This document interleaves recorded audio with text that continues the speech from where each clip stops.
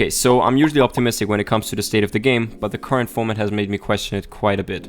Now, before anyone jumps in and tells me there are no real-life events, therefore there's no format, you're right to some degree. However, we have seen many prestigious online tournaments take place in the last couple of months, even with better surprise support than some YCSs, and I don't think that the absence of real-life events justifies the game being extremely unpleasant to play. Some of the points that make this format worse than previous formats are quite obvious, well, more obvious than others. Of course, we have the big elephants in the room. We have Needle Fiber, we have Smoke Grenade Dragoon, Link Cross, the Buster Lock.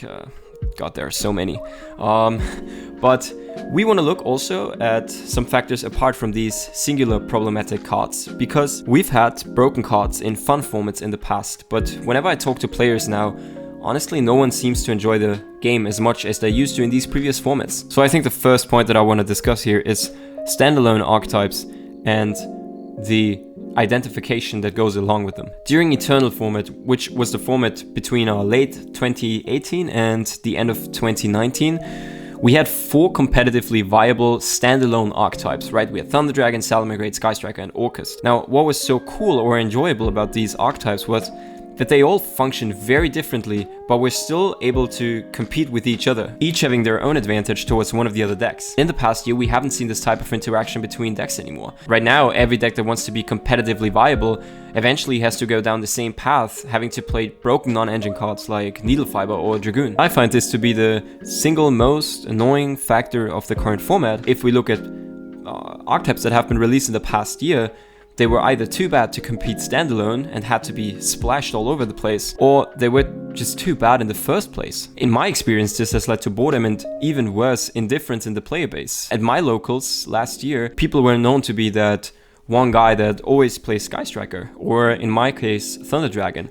And I find this to be one of the greatest things in the game. It's when you can identify yourself with a deck that you, even if it sounds a little bit weird maybe, that you love, right? And I strongly believe that if players lose the ability, or are taking the ability rather, to identify themselves with a deck, because every deck looks the same or very similar to each other, which is the case right now, I strongly believe that people will lose interest very quickly. Another point would be that the boards that I've been facing over the last year have been feeling the same. And you can exchange the names, may it be Borderlord Savage Dragon, Herald, the Gearfried of Infernoble Knight, or even Makabo or Appaloosa. The feeling is always the same. Bait the negations, then OTK, or lose because you don't have enough baits. I understand that for a designer, for a card game that's been out for almost 20 years now, it becomes increasingly difficult to come up with new, interesting game mechanics. However, I believe that if the boards or the strategies that you face always feel the same every game, every match,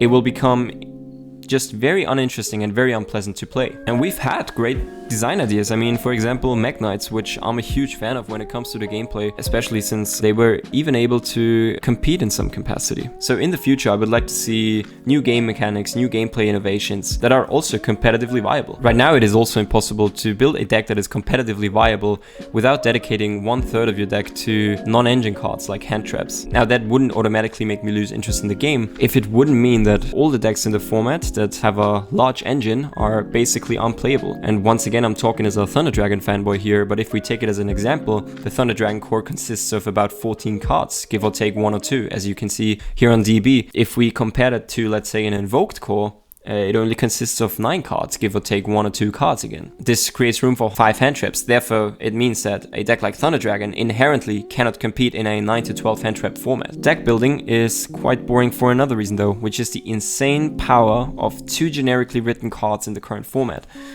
I'm obviously looking at Needle Fiber and Link Ross here. However, I also see a problem in other very generic cards. Apparently what Konami tried to do is they tried to combat the crazy combo strategies by introducing cards such as Forbidden Droplet, Lightning Storm, and Talent. The problem with these cards is that for one, they don't fully succeed at combating these crazy combo strategies, and that for two, they make the game quite sacky as they're non-searchable. And originally it felt like Konami wanted to get rid of this problem about 10 to 15 years ago, as every deck was starting to look the same when people played every non-engine broken spell card once, like Heavy Storm, Dark Hole, Reborn, Torrential Tribute, and Bottomless Trap Hole, for example. Now it feels like they want to go back to this, and I don't fully understand why, as for me at least it feels like it hurts the rogue decks the most, and the really crazy decks are usually able to play through these cards with ease. Okay, so now that we have sort of solidified the problems that we have, how can we solve these problems? The ban list is an obvious one. We need to see fiber banned, right? We need to see fiber banned.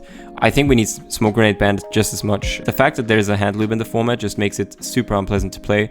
Going second is basically unplayable unless you're playing Dino, which is the next card I'm going to talk about, is Miscellaneousaurus. This card also, it has to be banned, like either that or to 1 and Fossil Dig to 1. But I think that just banning it is better. It's an unfair card. It is so unenjoyable to play against the Dino deck. It needs to go. That is the one thing, the ban list. But I think that also card design, like just the card design has to be better for the future. We have to get away from designing these negation cards that just say like once per turn you can negate any card on the field and it's your generic boss monster level 8. I would rather want to see more interesting designs like the Mech Knights, stuff that interacts, like the Shadow Schism, for example, is a card that I really enjoy right now. It's a trap, so it's a little slower, you have to get to it, but you can get to it consistently with the Shadow engine, and then you can send cards your opponent control. It doesn't negate anything, but it puts up a sort of a lock, so I think that the Omni Negates are just a very lazy card design. The third and final thing is that I would like to see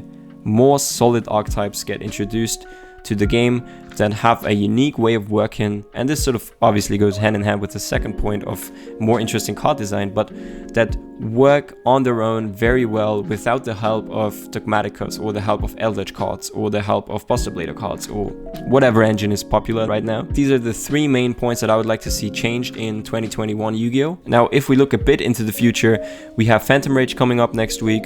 I don't think that this set is unfortunately going to be meta impactful. We have a couple of archetypes getting support, like Prank Hits. We have the Tri-Brigades coming up. We have the Zeus Thunder for Zodiac. So actually nice ideas, and I like the direction that Konami is going towards, more control oriented, but as long as Needle Fiber is in the game and LP is in the game and Smoke Grenade, as well as Link Ross and Buster Lock and all these crazy cards, I don't think that this set will have any impact on the metagame. However, I am looking forward to the ban list. So on December 15th is when we will hopefully get a reasonable ban list with a good amount of bans. All in all, Yu-Gi-Oh! Has been quite underwhelming for me in 2020 so far. But let me know what your thoughts are in the comment section below. What do you think of the current format, and what are maybe some of the things that you would like Konami to change up in the next year? Hope you guys loved it.